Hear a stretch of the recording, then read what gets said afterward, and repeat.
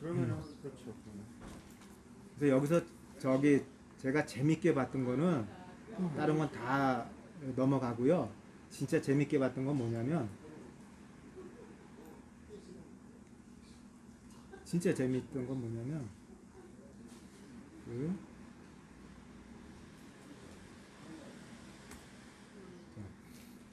신해산 언약은 32장, 34장에 이제 신해산 언약의 파괴와 회복이 나오거든요. 이제 파괴는 모세가 이제 신해산에서 받은 돌판을 던져서 깨버리잖아요. 그게 이제 바로 신해산 언약이 깨진 거예요. 그리고 그 다음에 바로 이제 그 깨진 신해산 언약을 다시 모세가 중재 노력을 하고 중보 기도를 해가지고 회복되는 장면이 이제 지금 이 얘기고요. 그래서 황금송아지 사건이 결국은 하나님으로부터 진노를 받아가지고 하나님이 어떤 마음을 먹었냐면 이 목이 뻣뻣한 이 이놈 짐승들을 전부 없애버리겠다. 그러면서 하나님이 무시무시한 얘기를 해요. 어떤 얘기냐면 모세 너로 하여금 내가 새로운 민족을 만들겠다고 해요. 이거는요 엄청난 얘기예요. 뭐냐면 이렇게 되면 성경이 앞부분이 다 날아가요. 아브라함의 역사가 날아가고 야곱의 역사가 다 날아가는 거예요. 이게 만약에 모세가 하나님 그렇게 하시죠 하고 했으면은 우리가 배운 야곱과 이 아브라함 이거 다 날아가는 거거든요. 그러면 근데 모세가 하나님의 전략에 말려주는 거죠. 그런데 모세는 중보 용서를 3번이나 합니다. 하나님한테 올라가서 그게 바로 황금송아지라는 거예요. 아까 삐완 황금송아지. 그런데 이게 재밌는 게 여기서 중간에 영적 지도자의 모습이 나와요. 아론과 모세가 비교하는 장면이 나오는데 모세가 내려와서 형님은 왜 이렇게 일을 만들었습니까? 이렇게 하니까 아론이 뭐라 그러냐면 핑계를 대요. 그냥 뭐라 그러죠? 던졌더니 나왔다고. 던졌더니 이제 송아지가 나왔고 고전에 뭐라 하냐면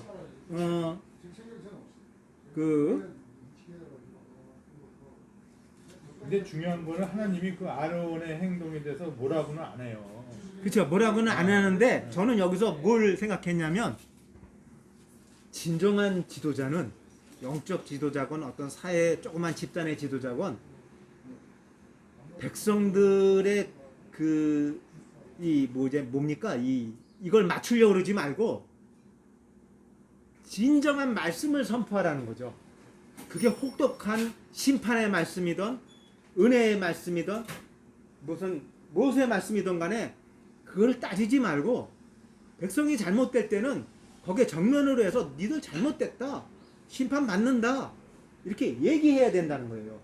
교회 지도자건 사회 지도자건 정치 지도자건 그게 진정한 지도자고 그게 하나님이 원하는 거고 바로 모세와 아론의 그 비교에서 저는 그런 거를 좀 깨달았고요. 근데 저 아까 방금 전에 레위 있잖아요. 그 부분에서 좀 생각을 다른 게 뭐냐면 레위한테 뭐라고 안 그러신 게 아니라 레위 족속으로 하여금 갈라서 치게 하잖아요. 자기 처와 자식. 아론한테 뭐라고 안 그랬다는 그러니까 거죠. 아론에게 아론과 레위 지파를 칼을 직접 들고서는 갈라치면서 자기의 처와 자식들을 이웃들을 형제들을 죽이게 한단 말이에요. 더 큰 벌을 주신 거죠. 그렇지. 그러니까 말을 안 한 게 아니. 근데 아니지. 이게 딱 처음에 읽었을 때는 이게 하나님 왜 이렇게 잔인해? 굉장히 심적 부담으로 와닿지 않았어요? 그다지 참말로 그다지래. 나는 뭐 이래 하나님이 뭐 이러냐? 처음에 난 그랬거든. 맞아요. 이게 뭐 이래? 뭐 이게 왜 죽이라 그래? 근데 딱 보니까 이거는 있잖아요. 하나님은 얘들을 진멸하려고 그랬어. 완전히 이 이스라엘 민족을 없애버리려고 그랬거든. 근데 모세는 하나님의 뜻을 벌써 아는 거야. 그러니까 모세가 이렇게 몸이 다른 거야. 그래서 모세가 그렇게 과감하게 쳐 죽이라고 이렇게 행동했고 그 하나님의 뜻을 다 알기 때문에 그러니까는 이스라엘 민족이 다 죽는 것을 호미로 가래. 하나님이 왜 모세의 그 간구를 들어주셨다고 생각해요? 그거는요 하나님은 은혜의 하나님이고 자비의 하나님이기 때문에 너 목이 뻣뻣한 이 동물들아, 동물이 맞아요? 아니, 목이 뻣뻣한 족속들아, 하나님의 그 자비와 은혜는요, 그럼에도 불구하고의 철학이 있어요. 신학이 있어요. 니들이 목이 뻣뻣한 족속임을 내가 안다. 니들은 처음부터 악한 족속이고 니들이 계획하는 건 모두 다 악한 거를 내가 알고 있지만 그럼에도 불구하고 나는 니들을 사랑하노라. 이거예요. 그러니까 그 맥락인데 저 역시도 그게 예수 그리스도의 사랑이잖아요. 그러니까 주님은 공의로우시기 때문에 쳐야 된단 말이에요. 근데 하나님의 본 뜻은 저들을 살리고 싶으시단 말이에요. 그럼에도 불구하고 그러니까 이게 신학이라는 게. 근데 여기 본문을 이렇게 보면은 이제 그거 당연히 맞는데요. 근데 흥미로운 점은 조금 다른 관점에서 보면은 그 모세가 뭐라고 얘기하냐면 방금 이야기하신 대로 뭐 아브라함의 뭐 이런 것이 다 없어지는 그런 쪽으로 얘기한 게 아니라 아니 그게 만약에 없어진다는 거지. 모세가 네. 승낙하면. 하나님께서 그러시면은 다른 족속들이 하나님께서 자기가 이끈 백성들을 그거 얘기하죠. 그렇게 했다고 조롱한다. 네, 그게 그러면 하나님은 영광 받으시는 분인데 조롱의 대상이 되잖아요. 근데 나는 그게 하나님을 굉장히 그 감동시키지 않았을까. 네. 저는 이렇게 생각했거든요. 이 대목을 하나님이 그 예를 들어 야, 내 마음 결정됐어. 난 변하지 않을 거야. 딱 해버리면 끝나는 거야. 그냥 이스라엘 종속 다 죽어버리는 거야. 그렇죠. 노아의 하나님이 하나님이 그런 식으로 행동한 적도 있었어요. 근데 이 모세 사건, 황금송아지 사건에서는 하나님이 틈을 줬어. 모세가 비빌 언덕을 줬다는 거예요. 하나님이 아주 강력하게 내 마음은 결정됐어. 끝났어가 아니라 틈을 준 거예요. 그럼에도 불구하고라는 어떤 틈을 줬기 때문에 모세가 현명해가지고 그걸 캐치해가지고 지금 말씀하신 대로 하나님이 이렇게 하시면 이스라엘에서 끌어다가 산에서 죽게 하고 이거 조롱거리 되고 이거 의미가 없는 거 아니냐 그러고 야곱한테 아브라함한테 약속했던 거 다 헛것이 되는 게 아니냐면서 하나님한테 용서를 비는 중보 기도를 하면서 그 하나님을 설득하는 과정을 쭉 그게 풀어진 거라고 저는 생각하거든요. 근데 이미 하나님은 니들이 그런 목이 뻣뻣한 짐승이지만 내 마음속에는 그래도 니들을 용서하려는 마음이 있었기 때문에 그런 틈을 주신 거고 그 틈을 모세가 노리고 캐치하고 하나님께 계속 이렇게 중보 기도를 함으로 해서 이스라엘 민족을 구했다라고 저는 그렇게 보거든요. 결국 하나님의 은혜로서 이게 이제 구해진 건데 여기서 모세가 얼마나 집요하냐면요. 그거 나오시죠. 하나님이 그래 알았어. 이제 내가 너 사자를 보내가지고 네 앞서서 인도할 거야. 이런데도 모세가 뭐라 그러냐면 누구와 함께 가립니까? 끝끝내 물고 늘어져요. 모세가.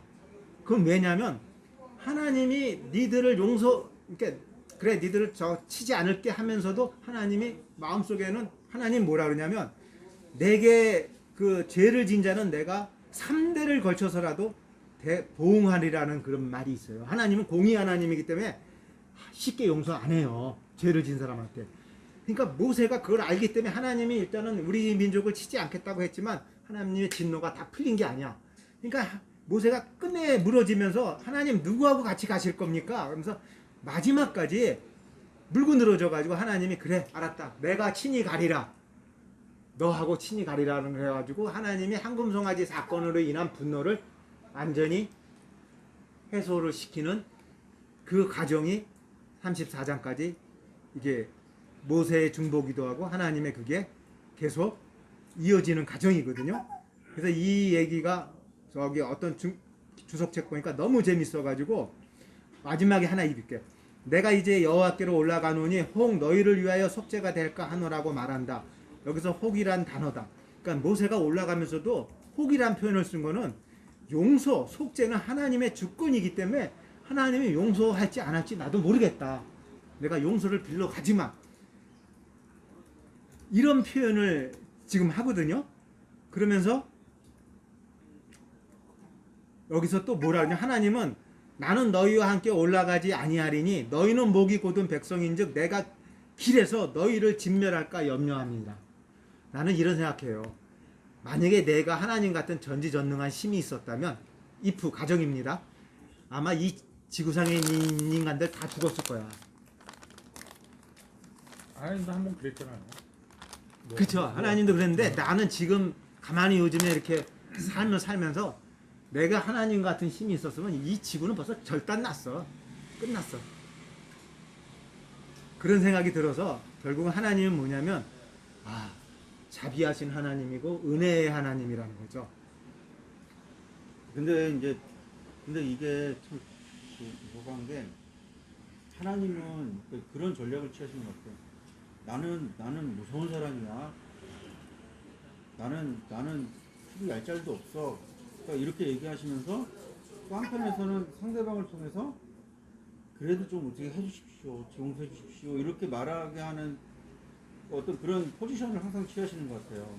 이게 이제 갈라진 틈이라는 표현으로 나오더라고요. 근데 나는 그 의견은 좀 반대가 그래요? 다윗도 그렇고 사울도 그렇고 그 다윗이 이제 가장 대표적인데 다윗이 하나님이 용서하신 게 아니에요. 벌을 주셨습니다. 죄를 주세요 하나님. 자식을 죽이고 또 나중에 자식한테 반역을 당하고 했는데 이 다윗이 진정으로 회개를 했기 때문에 이제 그거를 이제 은혜 관점으로 이제 뭐 충분히 볼 수가 있겠지만은 분명한 것은 누구를 막론하고 뭐 하나님은 다 아시겠죠. 잘못을 했으면은 거기에 대한 대가를 받는데 이 사도 바울이나 다윗은 그 벌을 달게 받았단 말이에요. 네. 그러면은 그거 사도 바울이 아니라 사울. 네, 사울 그거를 아니 그 사울 말고 사도 바울도 사도 바울. 그거를 하고 그랬는데 이제 그 밤의 세계에서 그거를 하고 이제 그 평생을 이제 그거를 하지 않습니까? 그래서 그런 관점에서 보면은 이 진정한 회개가 있는 것을 통해서 하나님께서는 다시 그를 멸하시는 마음을 돌이키신다. 근데 그런 관점으로 그 지점이에요. 그러니까 저도 동의하는 게, 그러니까 하나님은 공의로우시다는 거죠. 하나님은 공의로우신데 그러면서도 또 한면에서는 하나님께서는 중보자들을 통해서 하나님이 분노 진노 중에라도 긍휼을 잊지 않으시는 은혜의 하나님이심을 계속적으로 드러내면서 그래서 그 죄에 대한 결과들은 그것들은 나가지는 부분들이 있지만 결과적으로 하나님께서는 받아들이시는 방향으로 선회하신다라는 거죠. 그러니까 예수 그리스도도 마찬가지라는 이제 생각을 갖는 거죠. 그러니까 하나님은 진노하시는 하나님이시기 때문에 공의로운 하나님이시기 때문에 진노하시지만 예수 그리스도께서 십자가에 못 박혀 죽으심으로 오히려 그것들은 전체적으로 은혜로 받아들이는 측면으로 전환된다라는 거죠. 그러니까 하나님은 그러니까 공의로우심도 충족이 되고 하나님의 사랑도 충족이 되는 그런 그 중보자들이 항상 그런 역할을 수행하고 있지 않은가. 예수 그거를 누구한테나 공평하게 그렇게 적용하진 않잖아요. 공평하게 적용하죠. 어떤 곳에는 완전히 멸해버리잖아요. 회개가 없을 때. 그러니까 그게 항상 그렇게 두 가지를 틈을 가지고 가시는 게 아니라 내가 볼 때는 우리는 이제 죄를 지을 수밖에 없지 않습니까? 근데 죄를 지었는데 정말 진정한 회개가 있는 곳에 하나님께서 또 다시 자신의 그 계획을 뭐 이어가신다고 봐야 되는 뭐 그건 적당한 말 그거는 모르는데 분명한 것은 그런 회개가 없는 곳에는 다시 그거는 뭐 그 부분을 그러면은 지금 이야기한 두 가지 포지션 벌을 주시면서도 또 은혜를 이거하고는 이제 조금 틀리다는 그러니까 얘기죠. 죄를 지면 하나님은 어떻게든지 거기에 대한 합당한 처벌을 하신다는 건 변함이 없잖아요. 네, 맞아요. 근데 회개를 했다. 그래도 죄를 진 거는 처벌하세요. 그럼요. 예. 근데 회개를 하고 속죄를 하면 거기에 대한 이제 또 기회를 하나님이 은혜로서 이렇게 풀어주시는데 속죄를 안 한다. 그런 처벌받고 끝나는 거지. 기회가 없는 거지. 같은 말인 것 같아요. 그러니까 하나님은 공의로우심과 하나님의 은혜를 동시에 충족시키신다는 거지. 그러니까 그런 방식으로.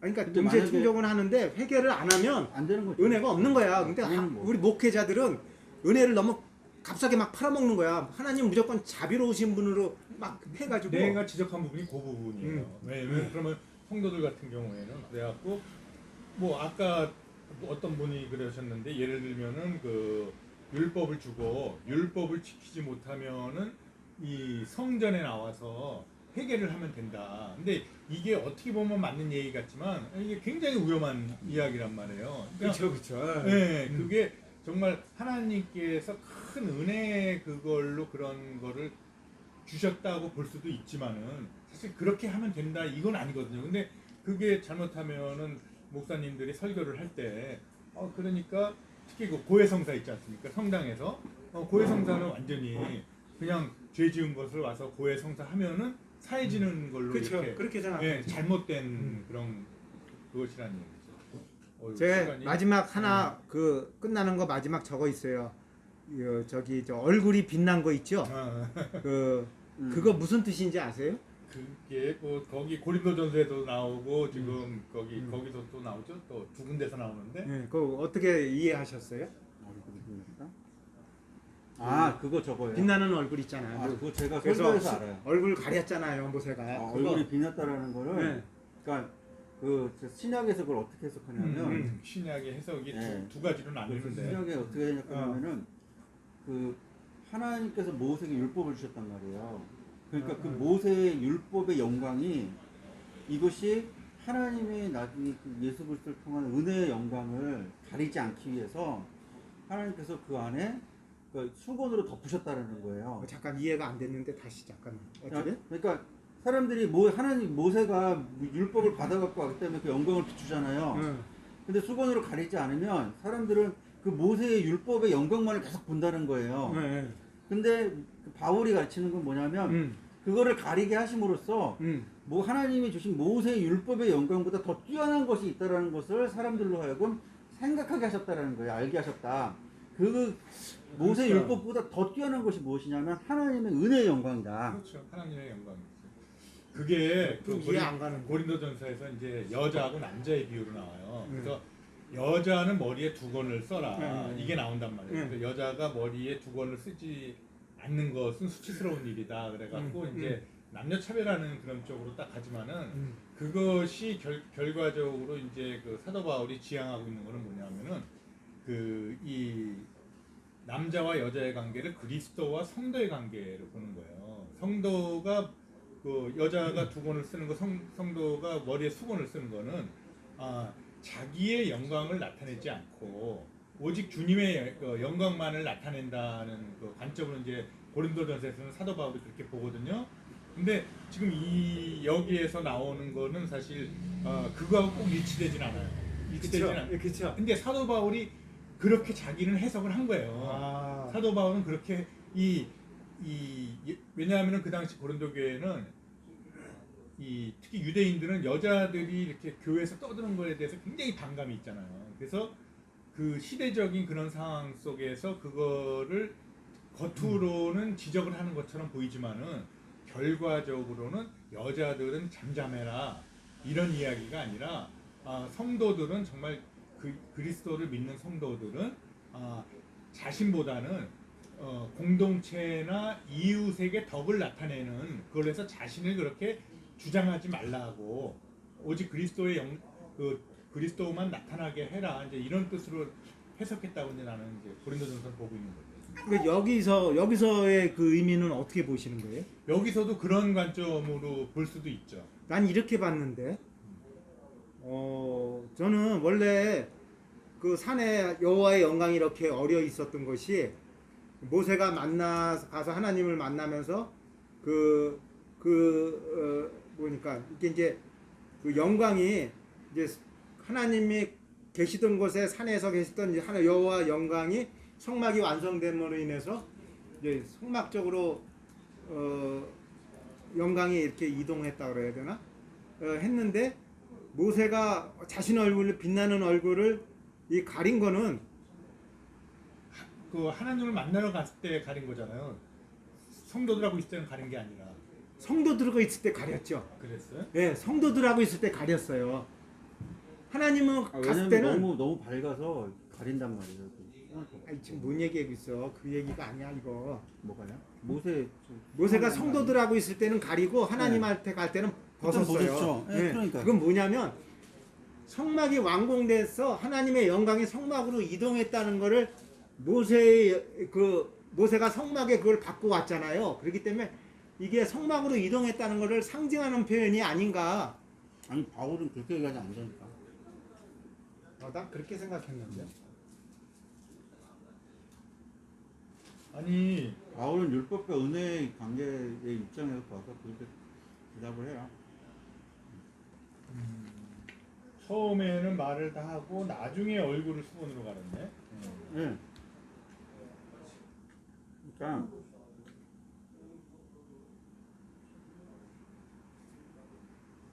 그러니까 이게 이것도 굉장히 여러 가지 해석이 가능해요. 근데 그 사도 바울은 고린도전서에서는 분명하게 이 얘기를 갖고 얘기하는 거예요. 네, 이거 거기서? 인용했어요. 이걸 인용해서요? 네, 인용했어요. 고린도전서 나 한번 그 좀 읽어봐야겠다. 나는 이거를 그래서 13장 아니 12장?